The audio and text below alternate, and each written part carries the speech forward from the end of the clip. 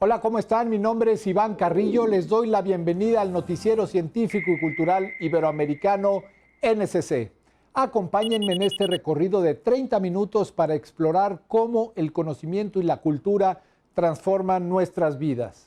Este espacio es gracias a la Asociación de Televisiones Educativas y Culturales Iberoamericanas, ATEI, y también está a su alcance en la plataforma Dailymotion. Los agujeros negros son los restos fríos de antiguas estrellas tan densas que ninguna partícula material, ni siquiera la luz, puede escapar de su fuerza de gravedad. Estos fenómenos representan la última fase en la evolución de las estrellas, que fueron de 10 a 15 veces más grandes que nuestro Sol, y aunque están rodeados de muchos misterios, cada vez más los científicos los conocen mejor. Investigadores que integran el Consorcio Internacional del Telescopio del Horizonte de Eventos dieron a conocer la primera imagen que muestra el descubrimiento de campos magnéticos cerca del horizonte del agujero negro supermasivo, en el centro de la galaxia M87. Lo anterior permitirá estudiar el gas que hay en el entorno de este objeto cósmico y comprender cómo puede lanzar chorros de material energético desde su núcleo. Pero, ¿cómo se logró este hallazgo? Novedoso es que esta vez vimos la imagen del agujero negro en el centro de M87 en lo que se llama la luz polarizada, es decir, aplicamos un cierto tratamiento a los datos para separar la luz que nos llega de este objeto en diferentes componentes de su vibración, digamos. Y eso lo que nos permite hacer es revelar la presencia del campo magnético que existe alrededor de este objeto. Toda la luz que se produce en el espacio está hecha de la superposición de ondas que se propagan en el vacío y oscilan en diferentes direcciones. Imagine una estrella como el Sol que emite radiaciones en todas trayectorias. Si se coloca unas gafas, estas actuarán como un filtro polarizador, reducirán el resplandor y solo dejarán pasar ondas de luz en una sola dirección. Es precisamente este principio el que utilizó el equipo del Telescopio del Horizonte de Eventos para obtener la imagen y realizar un mapeo del campo magnético del borde del agujero negro. Aquí lo que ocurre es que en presencia de un campo magnético, precisamente, la luz que se emite tiende a estar polarizada de manera perpendicular al campo magnético. Es decir, que si el campo magnético tiene una cierta dirección, la luz que se emite oscila en una dirección perpendicular. Y al analizar esto, y cómo es que esto cambia en toda la imagen, es como podemos reconstruir cómo está orientado el campo magnético. La mayor parte de la materia que rodea a los agujeros negros cae dentro de estos cuerpos celestes y un porcentaje muy bajo sale disparada en forma de jets o chorros de energía debido a fuerzas magnéticas. De ahí la importancia de estudiar la orientación de los campos magnéticos. Esta imagen lo que revela es que son importantes. Y son importantes en el sentido de que modifican la manera en que se mueve el gas en el entorno del agujero negro y la manera en que va cayendo ese gas adentro del agujero negro. Es decir, son suficientemente importantes como para modificar la forma en que este gas, este plasma, se desplaza en el entorno del agujero negro. Desde México, reportó para el Noticiero Científico y Cultural Iberoamericano, NSC, Karen Rivera, de Canal 22. Según el Fondo Monetario Internacional, la economía mundial se está recuperando más rápido de lo previsto de la crisis provocada por la COVID-19, pero advirtió que esta situación puede dejar secuelas prolongadas y exacerbarse por otros desafíos como el cambio climático. Incluso países de economías desarrolladas viven el impacto en sectores vulnerables como los estudiantes. Un menú completo por €1 es el recurso solidario al que acuden muchos universitarios en Francia, quienes han perdido sus empleos informales debido a las medidas contra la pandemia y sus consecuencias económicas. Y es que tras las protestas de enero, en las que los estudiantes denunciaban la precariedad económica, pero también emocional por no poder ir a clases presenciales y ver a sus compañeros, el gobierno decidió que los comedores universitarios ofrecieran comida a €1 para los más necesitados. Por semana gasto como aproximadamente 50 euros en comida. Entonces, cuando puedes comer por €1. Iniciativas privadas como la del restaurante parisino Le Reflet en la zona de moda Le Marais también han puesto en marcha toda una cadena de solidaridad gracias a proveedores y donantes. Alors le Reflet, c'est un restaurant extraordinaire qui emploie majoritairement des personnes porteuses de trisomie 21. Este restaurante es además un proyecto social y tiene entre su personal a jóvenes con síndrome de Down a los que ofrece formación en hostelería. Ahora, esta solidaridad se extiende todos los jueves y viernes con un centenar de menús estudiantes en situación precaria. Solo tienen que mostrar su carnet universitario para poder acceder a la comida por solo €1, el mismo precio de los comedores universitarios.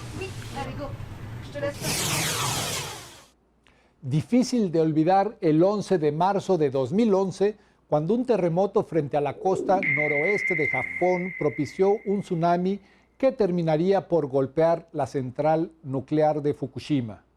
A 10 años del incidente, los niveles de radiación han regresado a un rango seguro y la fauna marina se ha recuperado parcialmente, pero todavía hay muchos retos para cerrar este capítulo. 10 años después del desastre nuclear de Fukushima, la planta todavía no ha sido desmantelada. Unas 5.000 personas siguen trabajando en el lugar, donde el 11 de marzo de 2011, 4 reactores resultaron gravemente dañados por el tsunami generado por un fuerte terremoto. Desde entonces, los alrededores de los reactores fueron limpiados, se construyeron nuevos diques de cemento y se retiraron las varillas de combustible intactas. Pero lo más difícil sigue pendiente: extraer cerca de 900 toneladas de combustible fundido mezclado con otros escombros altamente radiactivos. Hemos realizado varios proyectos en los últimos 10 años, pero uno de los mayores desafíos que enfrentamos ahora es quitar las barras de combustible nuclear, algunas de las cuales están fundidas y otras permanecen intactas. Estamos cerca de poder terminar de retirar el combustible no fundido de la piscina de combustible usado del reactor número 3. También tenemos que retirar los escombros formados por las barras de combustible fundidas. Planeamos empezar con el reactor número 2.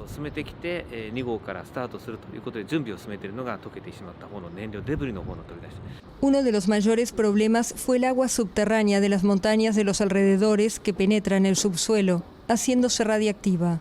La compañía lo mitigó instalando bajo los reactores un muro de hielo, pero en 2020 la lluvia generó unos 140 metros cúbicos diarios de agua radiactiva en la planta. Esta agua contaminada, que sigue conteniendo tritio luego de la filtración, se guarda en cientos de tanques en la misma planta, donde empieza a faltar espacio. La solución sería verterla progresivamente al mar, pero el gobierno todavía no ha hecho oficial esta decisión, que es políticamente muy sensible. Normalmente cuando se está operando una planta nuclear, el tritio es liberado al medio ambiente de una forma que cumpla con los estándares de seguridad. Como operadores de una planta nuclear tenemos que explicar a las comunidades que podemos cumplir con la seguridad desde un punto de vista científico. El gobierno japonés todavía espera poder revitalizar el sector para reducir la dependencia del país de las importaciones de energía y cumplir el objetivo de neutralidad de carbono para 2050. Pero la mayoría de los japoneses están en contra de la energía nuclear después del trauma que dejó el desastre de Fukushima. Y las comunidades situadas cerca de las plantas han presentado decenas de querellas en un intento de impedir que vuelvan a ponerse en marcha. El Instituto de Estadística de la UNESCO publicó datos de los puestos que ocupan las mujeres en la ciencia. A través de una investigación mundial se determinó que tan solo el 28% de los puestos de investigadores son ocupados por mujeres. Un porcentaje similar representa a las graduadas en carreras científicas en España.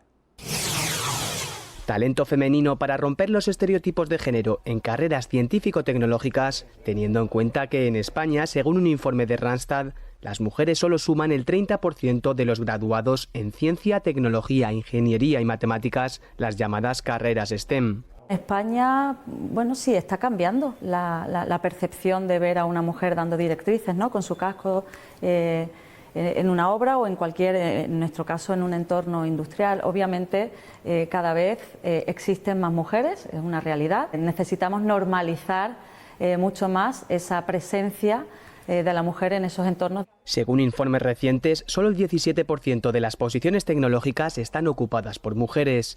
Para tratar de revertir esta tendencia, CEPSA y su fundación, en colaboración con la fundación Inspiring Girls, llevan la experiencia profesional de referentes femeninas a distintas aulas del país. Testimonios como el mío lo que pueden hacer es, más que convencerlas, es abrirles todas las oportunidades posibles que tengan, esos referentes que normalmente no tienen, porque la presencia de las mujeres en estas carreras es mucho menor y hay muchas niñas que no tienen ejemplos de mujeres STEM.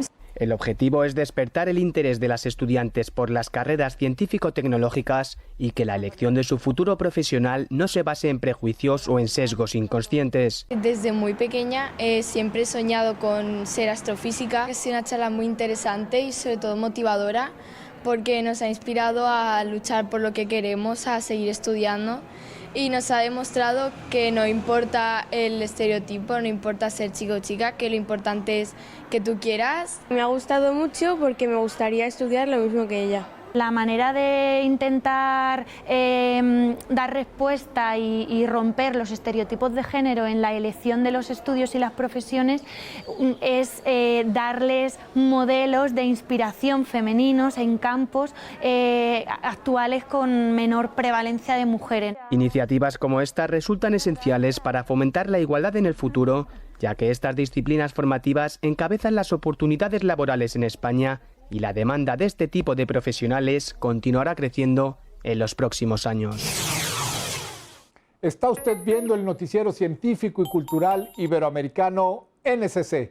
Síganos en nuestros canales de Telegram y WhatsApp.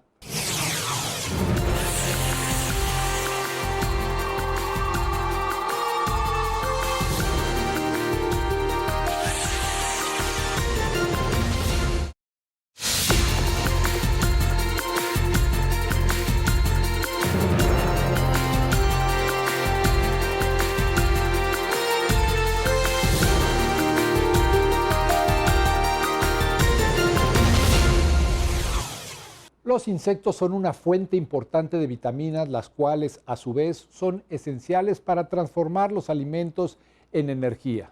Asimismo, los insectos aportan gran cantidad de proteínas.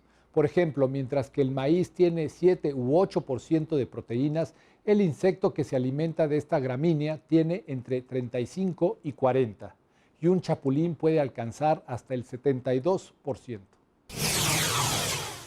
Phenarium purpurascens, conocido como el chapulín de milpa, representa un gran problema para los agricultores por ser una de las plagas que invaden algunos cultivos en México, pero también representa la posibilidad de producir ingredientes de alto contenido proteico para la industria de la alimentación. Científicos de Jalisco, México, trabajan para conseguir aislados de proteína que provienen del chapulín de milpa. En este caso, el chapulín de milpa pues tiene de 65 a 75% de proteína, que es muy importante porque a la hora de hacer ingredientes, a partir de él, pues los rendimientos son muy altos y además el valor nutricional también puede aumentar cuando lo aplicas o lo usas en alimentos. La entomofagia o ingesta de insectos es una práctica que se realiza en México desde antes de la conquista española. La tarea de producir ingredientes para la industria alimenticia a partir de insectos comestibles significa el aprovechamiento de una fuente rica en proteínas y ofrece algunas ventajas adicionales. Su bioconversión a proteína es mucho más eficiente que los procesos convencionales y es más amigable con el medio ambiente. El consumo de agua en una granja de insectos es por mucho inferior a una granja porcina o con ganado, por ejemplo. Además, la recolección de insectos no pone a la especie en peligro de extinción. Por ejemplo, los grillos o otros gusanos de la harina que le llaman, pues ya hay granjas en diferentes partes del mundo que se dedican a cultivarlos y a hacer las harinas o productos a partir de de ellos. Los alimentos ricos en proteína, como los elaborados a partir del chapulín de milpa, representan una excelente opción para las personas con deficiencias nutricionales. Aportan aminoácidos y su consumo genera mayor sensación de saciedad. Para los científicos, el reto es la reincorporación del chapulín de milpa en la dieta del mexicano, con el fin de lograr que en el futuro los productos elaborados a base de esta proteína se produzcan a gran escala. El 25 de marzo del año 421, es decir, hace 1600 años, se colocó la primera piedra de la ciudad de ensueño de Venecia. La ciudad de los canales ha sido desde entonces un enclave del comercio en el pasado y del turismo en el presente. Una belleza arquitectónica que trasciende los siglos a pesar de estar erigida sobre troncos de madera. Venecia cumple 1600 años. Nacida entre el barro y la niebla de una laguna del norte del Mediterráneo, se convirtió rápidamente en la fortaleza militar de Bizancio en el norte de Italia. Las restricciones de las pandemias imponen celebraciones discretas en una ciudad que solía ser un gran puerto que lidiaba con cualquier tipo de riesgo de pandemia que llegara de cualquier parte. Cuando empezó la pandemia me puse a pensar en mis investigaciones de hace 20 años sobre cómo consiguió Venecia contener las amenazas de epidemias. Había patrullas militares que contaban con el apoyo del pueblo llano y que solían vigilar y descubrir cualquier tipo de desembarco de navíos procedentes de Dalmacia, justo delante de Venecia. Y el propósito era mantener las pandemias a una distancia segura de las primeras tierras venecianas, como la isla de Giudecca.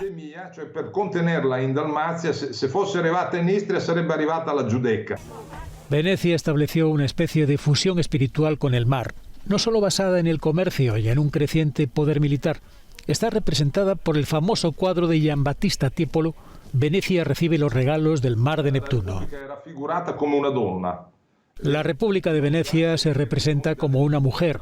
Es rubia y recibe los dones de Neptuno. Y Neptuno es el mar, es la totalidad del mar, no solo el Mediterráneo, también el resto de los océanos. Y Neptuno dedica una atención especial y un amor particular a Venecia como reina del mar Adriático. Venecia es una república, sin embargo, gobierna algunos reinos. Las actuales tensiones en las aguas turbulentas del Mediterráneo oriental nos recuerdan las guerras y el diálogo entre Venecia y el Imperio Otomano. Después, la doctrina del poder veneciano fue heredada por otros. Inglaterra recibirá el legado de la ideología de Venecia. En cuanto a la famosa canción Rule Britannia, Britannia Rules the Waves, se puede entender mejor únicamente si uno entiende Venecia. Incluso los historiadores y los políticos ingleses han reconocido que la predecesora de su ideología de dominio marítimo es Venecia. Sin embargo, después de 1945, el legado, como todos sabemos, fue asumido por los Estados Unidos de América. La pandemia ha sido catastrófica en términos de pérdidas de vidas humanas y estancamiento de la economía, pero también ha propiciado una evolución y adaptación de las distintas industrias como el mundo del espectáculo virtual. Según una investigación de OCC Mundial, esta industria tendrá un incremento del 23% con respecto al 2019, un fenómeno que ha permitido revivir viejos éxitos.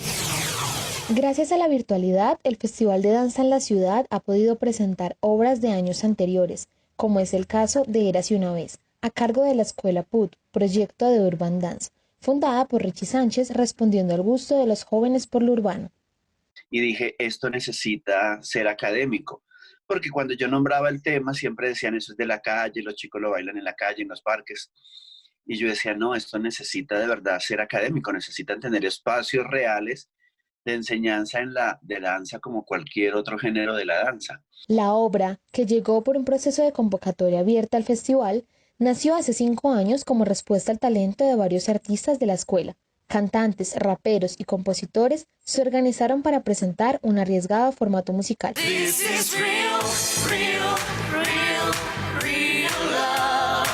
Y luego pues teníamos mucho miedo de cómo iba a asumir la gente esto, ¿no? De qué van a pensar, les va a gustar. Además, yo interpreto la hada madrina, entonces era bastante particular. Pero eso fue un suceso y luego al final de la obra, cuando yo salí, yo creo que en toda mi carrera jamás había visto una ovación tan hermosa. Mira, hasta mi abuelo joya. Rompiendo con el esquema de solo mostrar lo nuevo, IDARTE seguirá presentando transmisiones diferidas y actos de danza en varias localidades de la capital hasta el próximo 3 de noviembre.